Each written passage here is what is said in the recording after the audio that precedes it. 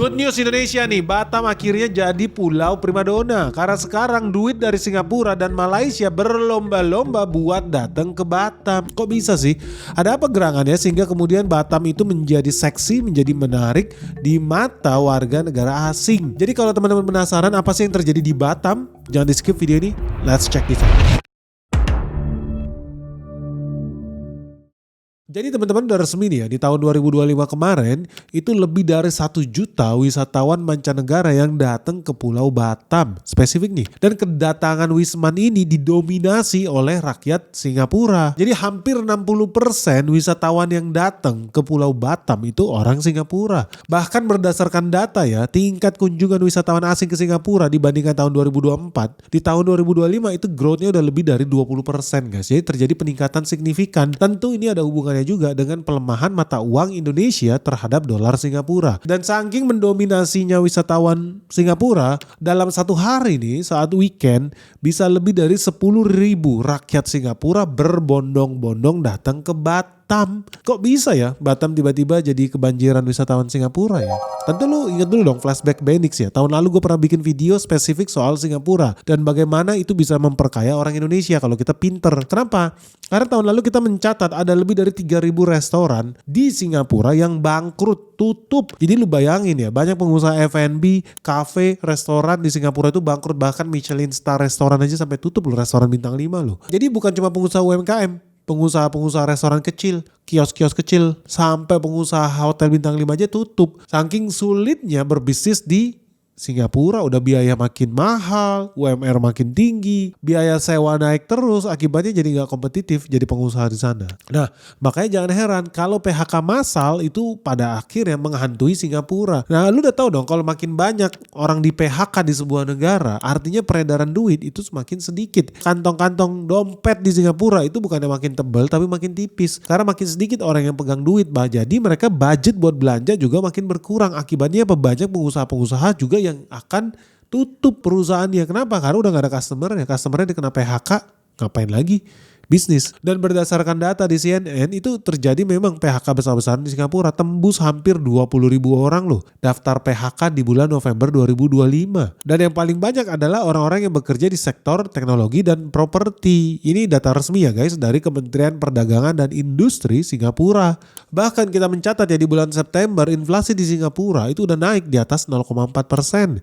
Dan ini naik terus sampai di bulan Desember 2025 menjadi 1,2%. Karena inflasi terus naik tinggi dan makin banyak orang PHK massal, peredaran duit makin berkurang, artinya gak heran kalau makin banyak perusahaan yang menunda ekspansi bisnisnya, menunda merekrut karyawan baru, bahkan sampai menunda kenaikan gaji. Beda dengan Indonesia, biasanya tiap tahun naik gaji, tapi di Singapura nggak bisa lagi seperti itu, bahkan harus potong gaji dan PHK massal. Bukan hanya naik gaji, tapi potong gaji dan PHK massal. Dan ini mayoritas terjadi di perusahaan-perusahaan kecil dan perusahaan-perusahaan kelas menengah, jadi UMKM kalau di Indonesia. Jadi berdasarkan data di layar kaca, kamu bisa lihat memang sejak awal tahun 2025 sampai akhir tahun 2025 inflasi di Singapura itu udah naik guys, naiknya 100%. Sebelumnya 0,5%, sekarang udah 1,2%. Makanya gak heran barang-barang di Singapura itu makin mahal. Padahal PHK massal ada di mana-mana. Makanya kalau teman-teman lihat ya, lu kalau belanja di Indonesia rata-rata beli beras 5 kilo itu lu masih dapatlah duit Rp75.000. Di Malaysia beras yang sama 5 kg itu harganya Rp121.300 karena mereka impor. Singapura beras yang sama 5 kilo harganya Rp116.000. Nah, artinya gak heran kalau banyak orang Singapura ke Indonesia buat beli beras dan belanja yang lain kayak ayam nih. Di Indonesia ayam 1 ekor itu rata-rata 36.000. Di Malaysia itu 64.000, 2 kali ya Indonesia. Tapi di Singapura itu sampai 7 kali lipat lebih mahal. Begitupun yang lain untuk minyak goreng nih. Minyak goreng 2 liter di Indonesia sekitar 50.000 lah. Begitupun Malaysia karena kita berdua kan penghasil sawit nih.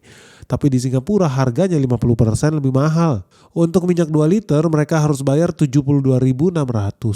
Pun untuk telur Indonesia harganya cuma 33.500 nih buat telur omega yang 10 butir. Malaysia 11-12. Tapi Singapura harganya hampir 2 kali lipat karena di Singapura harganya sudah lebih dari 56.000 untuk beli telur 10 butir doang. Jadi gak usah heran akan makin banyak orang-orang dari Singapura yang datang ke Batam. Bukan buat jalan-jalan loh, bukan buat wisata, tapi buat belanja bulanan. Karena kalau mereka pakai duit yang sama belanja di supermarket Singapura, harganya tak terbeli, tak terjangkau, keranjangnya kosong. Tapi kalau mereka pergi ke Indonesia atau ke Johor Bahru di Malaysia, keranjang belanja mereka penuh. Tapi dari situ teman-teman bisa lihat juga ya bahwa belanja sembako di Singapura itu mahal banget dan di Malaysia itu murah banget. Dan ujung-ujungnya pasti lebih seksi lah, apalagi lebih dekat jaraknya Singapura ke Johor Bahru. Jadi jangan heran kalau banyak memang orang Singapura yang pergi ke Malaysia juga buat belanja sembako. Jadi menurut data per Januari sampai Juni 2025 ada 10 juta turis Singapura yang datang ke Johor Malaysia. Nah lu tahu gak sih total populasi rakyat Singapura itu cuma 6 juta orang guys, tapi bisa ada 10 juta turis Singapura yang datang ke Johor. Artinya ya memang ada sangat banyak loh rakyat Singapura yang datang ke Johor. Dan dihitung rata-rata setiap rakyat Singapura yang datang ke Johor, mereka itu spending 3,9 juta sekali belanja setiap bulan. Mereka beli perlengkapan rumah tangga, mereka beli susu, mereka beli sabun, deterjen, makanan. Pokoknya rata-rata belanja sekitar 1.000 ringgit Malaysia lah atau sekitar 300 dolar Singapura. Kalau barang yang sama mereka belanja di Singapura, mereka bisa spending di atas 420 dolar atau setara 5,5 juta. Jadi kalau bisa lebih hemat 20-30%, kenapa enggak? Cuma tinggal nyebrang kok ke Johor, jalan darat. Nah pertanyaannya, kenapa ya ada banyak warga Singapura yang ke Malaysia? Yang pertama sih udah jelas ya, karena harga bahan pokok, belanja, salon, makanan di Malaysia jauh lebih murah. Yang kedua, biaya layanan kesehatan, pemeriksaan medis, bahkan operasi kecantikan juga jauh lebih murah. Dan syukurnya Malaysia juga memiliki destinasi wisata seperti resort, taman bermain, lapangan golf, waterboom yang gak kalah menarik dari Singapura. Dan yang terakhir dan yang paling menarik adalah karena Singapura sangat dekat dengan Johor Bahru. Cuma 30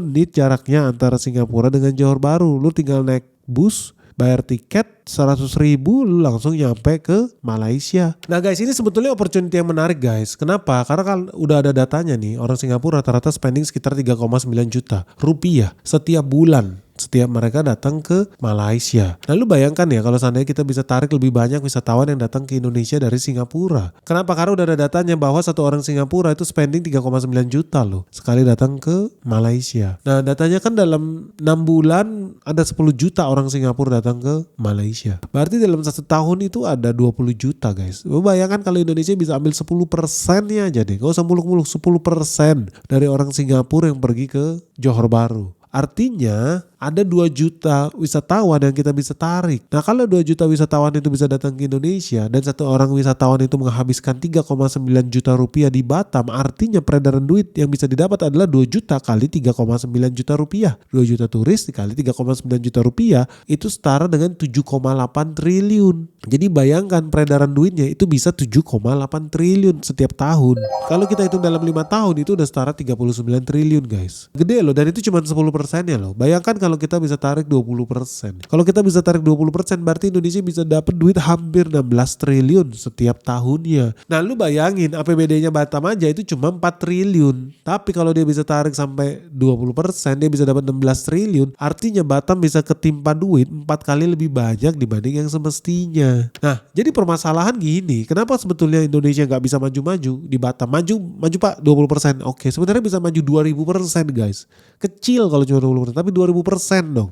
Gimana caranya? Simple, orang-orang Singapura ke Johor Bahru Malaysia karena harga tiketnya lebih murah. Belanja udah jelas 11-12 lah sama Indonesia. Harga juga tadi udah gue kasihkan, harga minyak goreng, harga Pepsodent, harga deterjen itu juga 11-12 sama Malaysia. Cuman kenapa banyak orang Singapura pergi ke Johor Bahru Malaysia? Karena ya tiket busnya murah. Cuma sekitar 50.000 sampai 100.000 lah tiket busnya. Nah ini yang jadi challenge. Kenapa? Karena kalau lu cek tiket dari Singapura ke Batam itu bisa 500.000 sekali jalan. Jadi gak usah heran kalau Indonesia itu cuma bisa mendownload, menarik 1 jutaan wisatawan Singapura.